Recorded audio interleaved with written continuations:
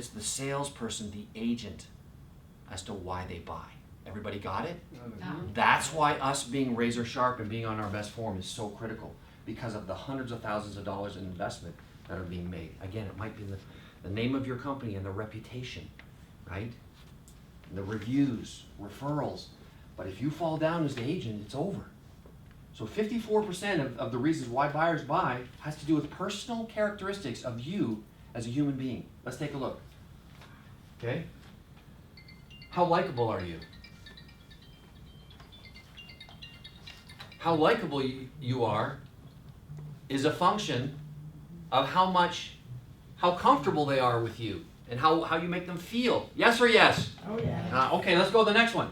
How differentiated are you than everybody else? And that has to do with, the quality of the questions that you ask.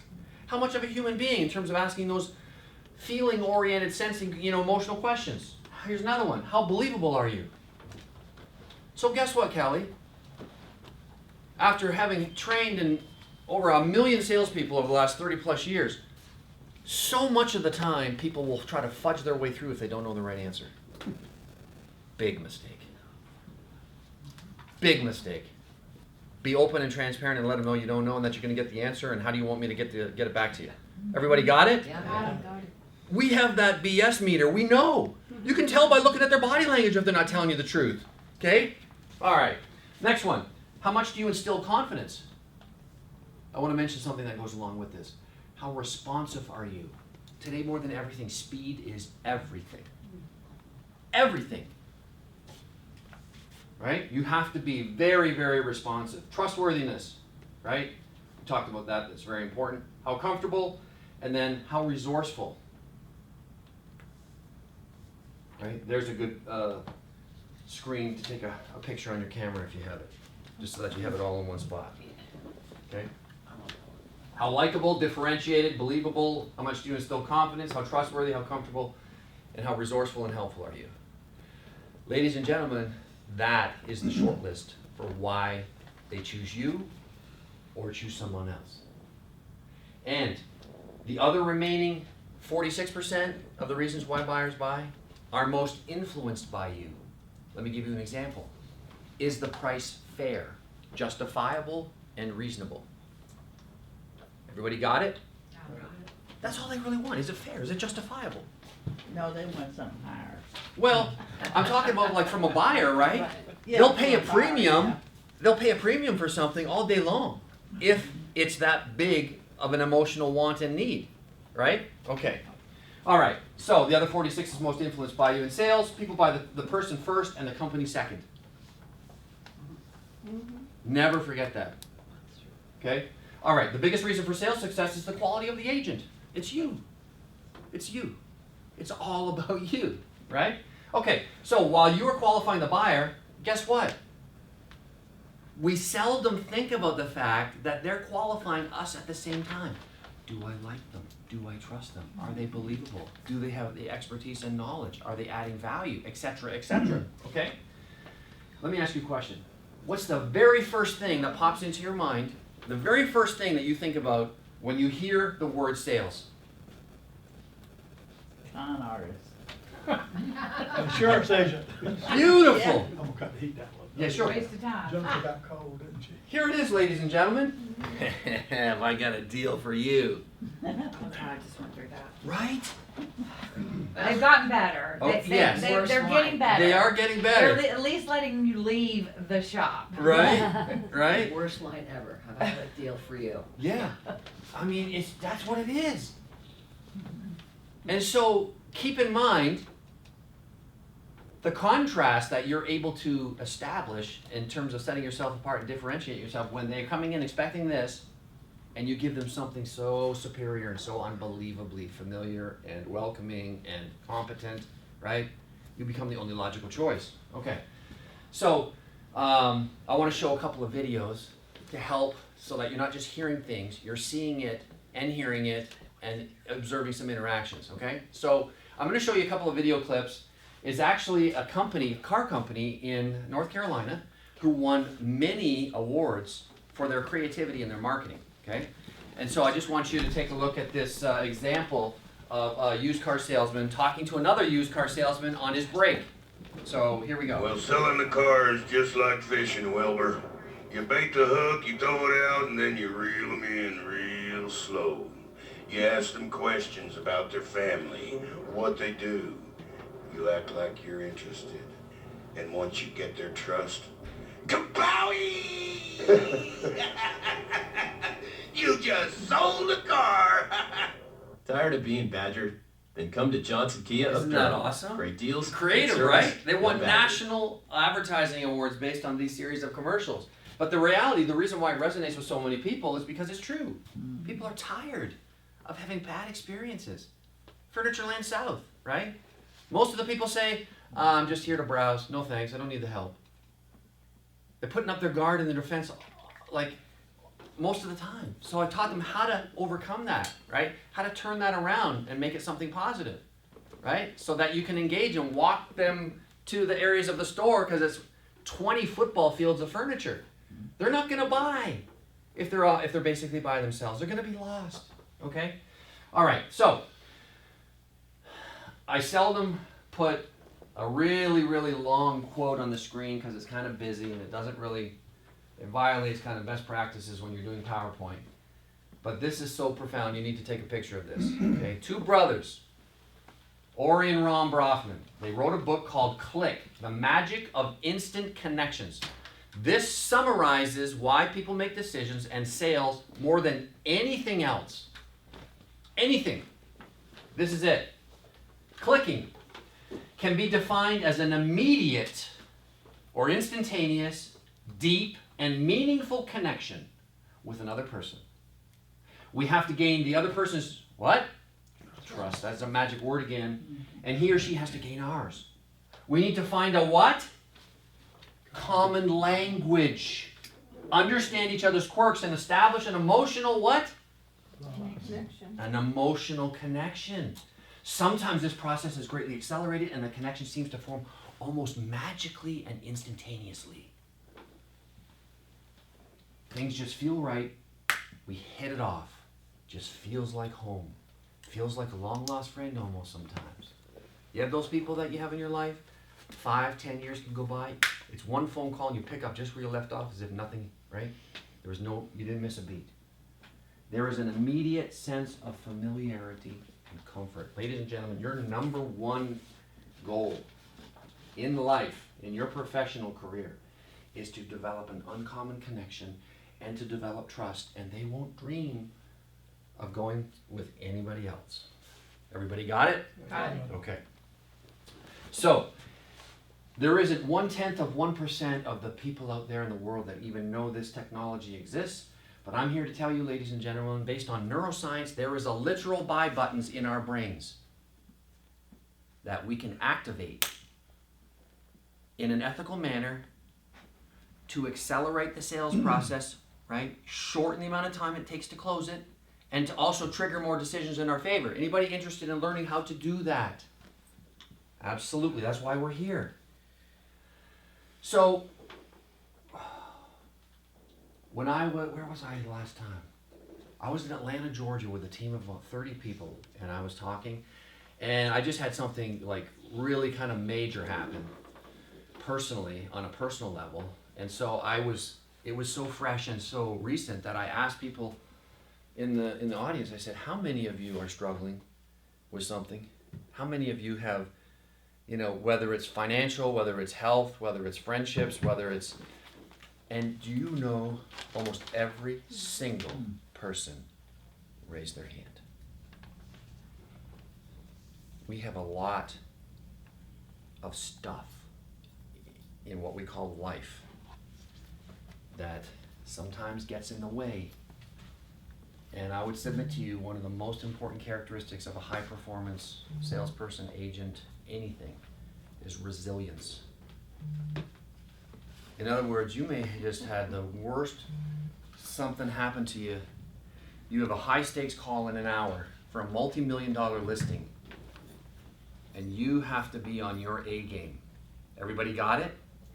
You got to compartmentalize all that negativity and crazy, and you've got to be laser focused on the buyer or the seller. Everybody got it? Got it. We can't allow situations, because that could be your ticket for millions of downstream opportunities in terms of referrals and things like that. So I just want to show you this quick little video. It's on gratitude. This is something that I've been doing recently over the last month, just based on a lot of stressors that I've had in my life, because it gets you out of that mental rut. Everybody got it? Got it. Okay.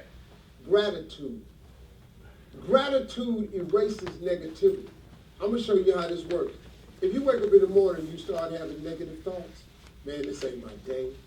I woke up on the wrong side of the bed. I'm tripping, I just don't feel myself. Every time you feel, in the middle of the day, if you feel yourself doing that, stop. Just stop for a second.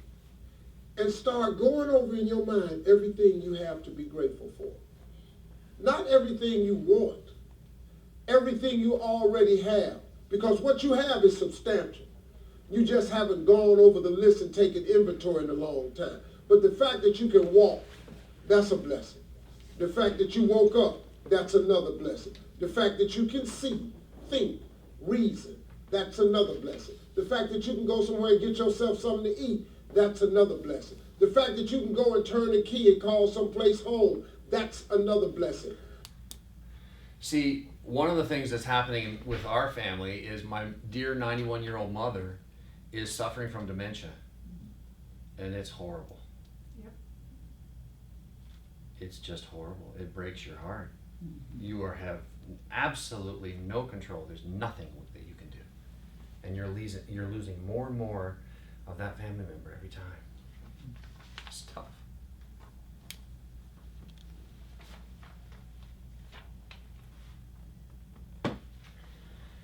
Sales is much more than merely a numbers game. Okay, how many of you have heard this? Another horrible saying for sales. Sales is a numbers game, right? You hear it all the time. Isn't that right? It's a half-truth, which means it's also incomplete.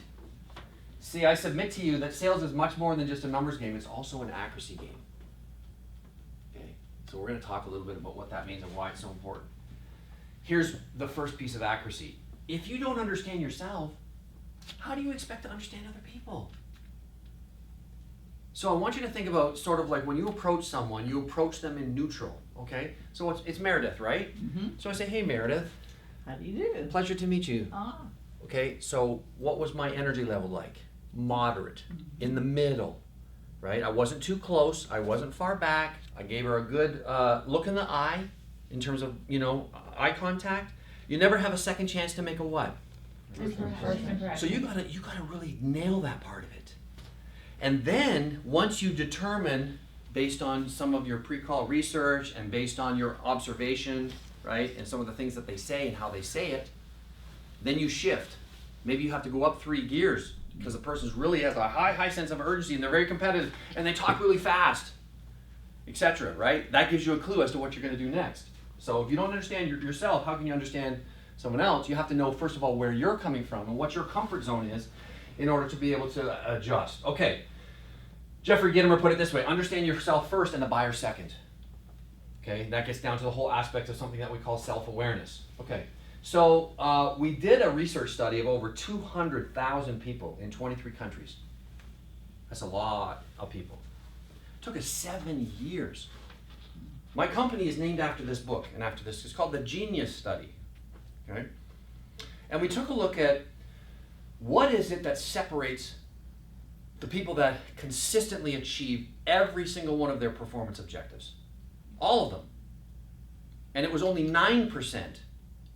91% of the work population don't achieve their objectives, their goals. Is that incredible? Wow. 91%. So we crunched all the numbers, we did the assessments, we interviewed every single one of those people, and we found out there's really 2 characteristics. That's it. Self-awareness and authenticity. That's it. Self-awareness. So the more self-knowledge and self-insight we have about our style, what we're driven by, our talents, our deficiencies, then we're able to be intentional about leveraging the best of who we are. Let me give you an example. What is your name again, sir? Walter. Walter. Yes, magnify him 100 times to see that. Walter's personality style is what we call an ambivert. Not an extrovert, not an introvert, he's kind of in the middle. So he's social and friendly, but he also likes his alone time. Yes or yes? Yes. People will wear him out after a certain period of time. He wants to disengage.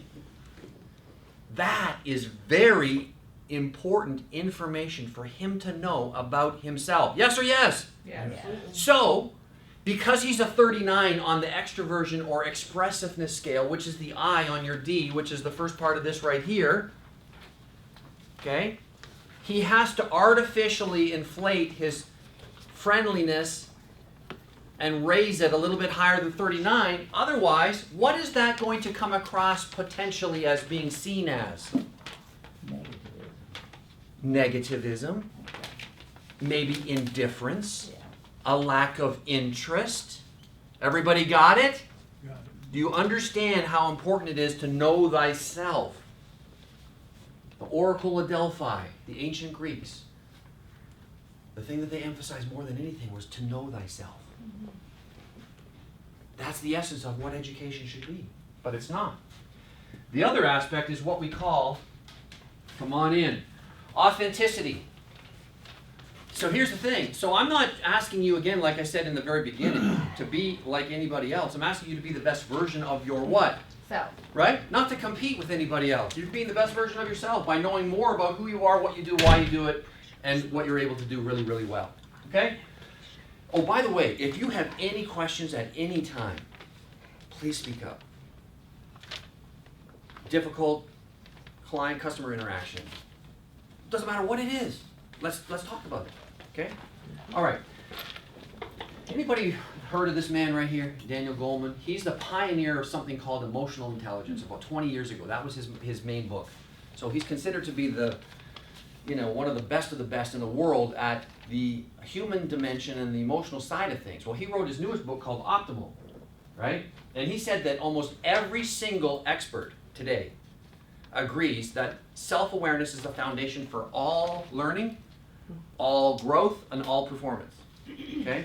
So, self-awareness allows us, or the self-discovery allows us to self-manage and modify and adjust. Everybody got it? So if I'm more introverted and I'm dealing with someone that's an extrovert off the charts, right? I have to become more of an extrovert temporarily. And we can do that temporarily, right? Okay, so here's what it looks like, everybody. Self-awareness is knowing. Self-management is then doing, making an adjustment, and then after the doing is the achieving. Okay? It's that simple. The foundation is always self-knowledge, self-awareness, self-management, and self-mastery. That's why I have you take the assessments. That's why you have that one sheet in front of you, so that you have a better understanding of your comfort zone, of your natural self. Okay? All right. So, success in everything you do starts with the inner game, knowing who you are. I'm not quick enough. She didn't get it. What's that? Or I you can want? text it to you. There you go. Yeah, Oh yeah, go ahead. Sorry about. Oh, that's good. No, wait a minute. Now I just went back to the other one. Sorry about. So listen, These the new phones. the are crazy. gap between here and here, it's called the knowing doing gap, is a result of a lack of self-awareness, or what you would call a blind spot, as Frank said in the introduction. He's absolutely right. We have these blind spots. Okay? So, that's the reason for the assessment. To elevate your self-understanding and self-awareness, and then to be able to be in a position to be empowered to do something about it. Okay, now, success in everything we do starts with the inner game, knowing who you are, what you do best, and then leveraging that knowledge to your fullest extent. Okay? All right. So, neuroscience. I'm going to go through this fairly quickly because I want to get into the heart of the DISC training. This is all kind of, serving as some important background. It's based on the fact that there's a literal buy button in our brains, right? You can push the buy button at any time with anyone to accelerate the sales cycle, close more business, and trigger more decisions in your favor. Absolutely true, okay? So our brains are 2 to 3% of our body mass, but it consumes 1/4 of our total energy. Here's interesting. Stomachs are our second most energy consuming activity, so the worst time to present is after a meal. Not just in terms of us delivering it, but also for the recipient. because they start getting sleepy, right? Okay. The female brain. We're not going to spend any time drilling into this, but it's kind of funny, kind of fun. Women use 50 to 80% more words and use 9 parts of their brain. Conversely, men only use 2 parts of their brain. Well, hold on, I Hold on, got picture. Picture. Hold up. But the men say, hey, yeah, but we're more efficient because we only use 2 parts of our brain. That's the everybody. Okay. So here's the main concept. Our brains, buyers and sellers. This is what we have to recognize when we're talking to them. Their brains are constantly scanning for contrast. The more contrast, the less energy the brain uses. When the brain is using a lot of energy, it's in the evaluation, it's in the analytical, right? It's in the it's in that stage, right? So the higher the contrast, the less thinking and more analyzing and the more deciding occurs. Does that make sense to you? So if we're not sure, we're hesitant, reluctant, we really don't have a good feeling about the people that we're, you know, in the case, the person that's trying to sell you this car. You know, do I really want to support this dealership and this person knowing that they hire somebody that they can't even close a door, let alone close a sale? That actually happened. And I wanted to buy a car from this other guy so bad, but he didn't have the right car. See? But it broke my heart for him. See? I bought a car that was inferior just because I had such a horrific experience. I had done my... Now, here's something else, ladies and gentlemen, you need to understand. Most of the time, people have done a lot of research before they even speak to you, so you have to come into it thinking that they've already done a significant amount of research. Everybody got it? Mm-hmm. So they're like on the 5-yard line. They're in the red zone. They're ready to make, right? They're ready to make a decision kind of thing. So I was at a Honda dealer, because a Honda Odyssey, when I had young kids, was the vastly superior to any other product out in the market. They were actually even building another plant to try to keep up with the demand. There was a waiting list. We had my neighbor and I, so it's 2 sales, not 1, 2. My neighbor and I go to the Honda dealer together to put our names on the list. We had already done all of our research and we knew it was the best vehicle. To your point, the guy did, I wish I had a hidden camera. To this day, it would have just exemplified and demonstrated all the negative sides of what a horrible salesperson is. I could not, in good conscience, buy a Honda. Really? No, I had to buy a Nissan Quest. And a Nissan Quest is horrible compared to a Honda Odyssey. But it's a pretty big purchase nonetheless, right? Yeah. We don't feel good about it. We don't want to support the company or the person because they handle stuff in such a horrible manner. Now, years later, I ended up getting a Honda and loved it and had a good experience. But they missed out. Guess what? My neighbor bought a Ford Explorer. People have choices, right? So it's how you handle stuff. What does the contrast mean there, John? Yeah, good question. So I'll give you a few examples. If you are significantly more responsive than someone else that they're talking to, and you get the information to them very quickly, and somebody else lets a day or 2 go by without hearing from them, it's over. That's contrast.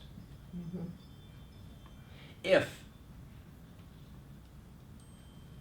you are so likable, believable, trustworthy, based on the research that you've done and the comfort level that they have with you, and in the interaction and the communication that's going back and forth, right? That's contrast. You then become the only logical choice. That's all. That's the only person they want to do business with is you, because of how masterfully you have handled the human dimension. Okay? Good question. Okay, so I want to show you a couple of examples of this to let you know, as consumers, marketing agencies have been doing this for 4 decades at least, without us really realizing. Okay, this is how all marketers work. I work for a company by the name of Johnson & Johnson that was the makers of Tylenol. And what happened is Aleve suddenly appeared up as a new competitor on the market. And so they came up with this series of ads. Take a look. If you quit working after only 4 hours, you'd probably get fired, right? Right. That's what ordinary pain relievers do. Work for a while, then quit. But now there's Aleve. Only Aleve has the strength to work all day long with just 2 pills. It would take 8 Tylenol to do that. See the So if the pain contrast? reliever you use doesn't work the way you want, fire it. Fire it. And take Aleve. 2 pills, all day relief. Works for me. This is why it's so important to be the best version of yourself and the best human being to everybody, to modify and adjust your style to everybody else's so that it becomes familiar, becomes comfortable, becomes trustworthy, instills confidence, etc., etc. Everybody got it? Got it. So 4 hours, if it stops working after 4 hours, what do you say? Fire it. Aleve works for 24 hours. 2 pills, 8 pills. Convenience, right? That's their whole thing. Yes. Can we back up just a minute to the previous slide? Uh-huh. I had an experience years ago. I was calling on a very large company selling, well, it doesn't matter what I'm selling. And I'm talking to the vice president of this particular department, woman, and I'm pitching my little heart out, whatever I'm doing. Uh-huh. And she's obviously very attentive. I'm watching her and thinking, this is going pretty well. And out of nowhere, I said something and she said, no, she asked me a question. And I said, you know what, I don't know the answer to that, but I'll find out, I'll get the answer for you. And she said, thank God. And it kind of threw me back, and I said, excuse me? And she said, you have nonstop been telling me everything you know, and I'm overwhelmed with information. And she said, at least you, how did she put it?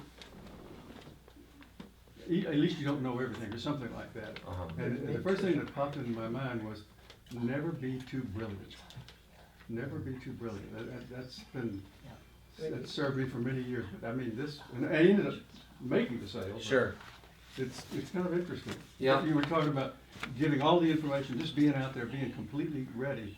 Sometimes that doesn't work. They can't absorb it. Yeah. Well, they it's can also absorb. better if you say, you know, well, I could lie to you and pretend I know the answer, or say, I have a resource, I'll find you the Yeah. answer. Well, it wasn't the answer she was concerned about, it was how much I had been putting out there, and it was the first time Being that, honest. yeah, the And first you time that I admitted had. that you had to find out. Exactly, something I didn't know.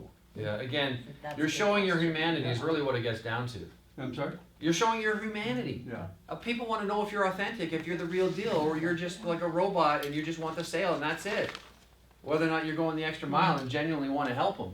And you're giving them information they don't need. If you're gonna keep selling and Sure, selling and selling sure. and they don't care, Right. you're wasting your time and theirs. And it is But it overwhelming. shows humility when you don't know the answer and you Yeah. can say, Yeah. that's a really good question. That's right. I don't know the answer. Well, here's another principle of sales. A confused buyer buys nothing. Yeah. Ah. If you're talking too much, right? Our job is to moderate and facilitate conversations, not dominate them. And to listen. We're the rudder that's steering the entire conversation to where we know it needs to go in order to be at 92% versus shooting from the hip and being 43%. John, what do you think about saying too much about your personal experiences?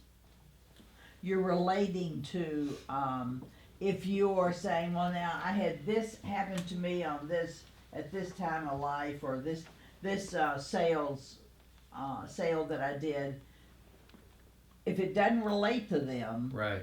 do you think it's important? I don't think so. No, it I actually think- takes away. Yeah, that's kind of what. So you have to basically personalize your content based on every unique collaboration, every unique dialogue that you have.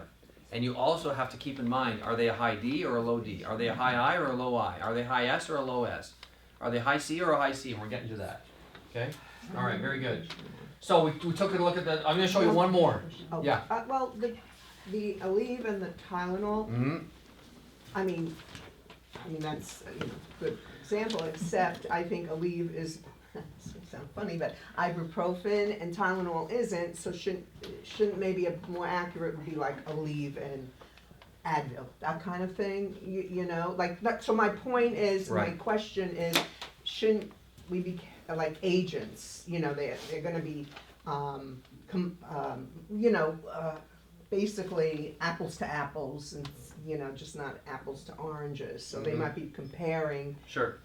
agents, Yeah. So the reason they didn't want to go after Advil is because Advil had a very small market share compared to Tylenol. Well, And an ibuprofen, even though it eats your stomach out, right, doesn't It's a different type of medication, Gotcha. but they're going after the kingpin, the one that's the #1 market share. Wow. That's the reason for it. It's all about the money. It all goes back to the money. But we're mentioning a lot of really good points here. Don't mention it if it doesn't add value to the conversation. Right. Okay? If you're going to share your personal experience, don't denigrate or bash another competitor. Right. That's a definite no-no. Because I don't know about you, but anytime someone does that, I think, well, what do they say about me as soon as I turn my back? Right? I would just being courteous by saying, that person is another option. Let me share and shine the light back on Lake Realty, right? In terms of the benefits, the feature, those types of things, the advantage of doing business with you guys, your experience and so forth, right? That's what you want to emphasize. Hello, I'm a Mac. Hello, I'm a PC. We have a lot in common these days. We both run Microsoft Office. We share files. It's great. We just get along. PC? Okay. Hi, I'm a PC. Okay, we're past that. We moved beyond that. Yeah, I had to restart there. You know how it is. No, actually, I don't. Oh, look, Macs don't have to. Had him and we lost him. I'm gonna go get IT. Keep an eye on him. You see, are you starting to clue in here, right? It's about contrast. We need to get a Mac instead of. Okay? The better version we are of ourselves and understanding ourselves and being able to modify and adjust to their style, our close rate's gonna go through the roof. Okay? Now, you notice even from a picture point of view, a guy in a suit with a tie, a little bit overweight, got glasses. The other guy, fit, trim, younger. All of those things, right, are coming into play. And we don't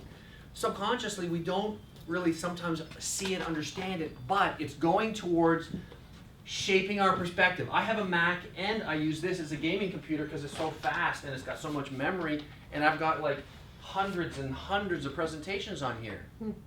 That's really why I'm not using a Mac right now, but I use both. But I'll tell you one thing, I've never had a problem with a Mac, ever. Ever. Never had any viruses or nothing. I have to clean that thing every other week.